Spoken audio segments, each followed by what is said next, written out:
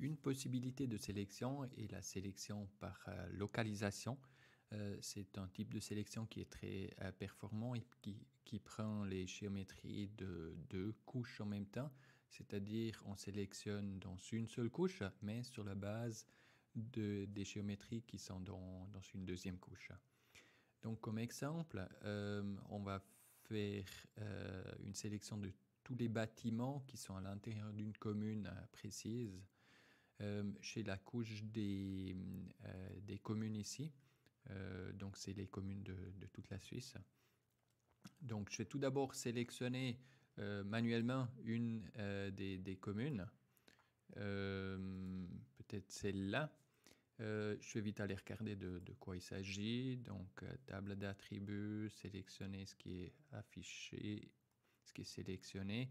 Et puis du coup c'est la commune de Muri by Berne. Et puis je vais sélectionner l'ensemble des bâtiments qui sont au moins partiellement à l'intérieur de cette commune-là. La plupart du temps, les bâtiments se trouvent dans une seule commune. Ce n'est pas toujours le cas.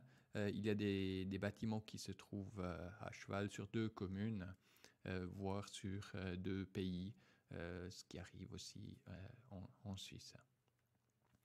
Donc, on va sélectionner la sélection par localisation, elle est dans le menu vecteur dans les outils de recherche, Select by Location.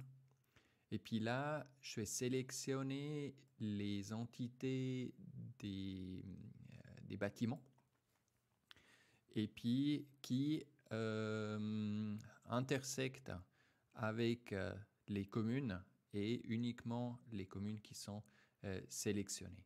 Là, il y a plusieurs opérateurs de comparaison, c'est-à-dire qui style les bâtiments qui sont complètement à l'intérieur, qui touchent ou quelque chose comme ça. Il y a plusieurs façons de le faire. L'intersection, ça veut dire qu'il y a tout simplement une partie qui est en commun. On peut faire plusieurs types de sélection, comme on a déjà vu dans d'autres situations. Créer une nouvelle sélection, ajouter à la sélection existante, sélectionner à l'intérieur d'une sélection existante ou enlever de la sélection. Et puis là, on peut faire tourner la chose et puis la sélection est faite.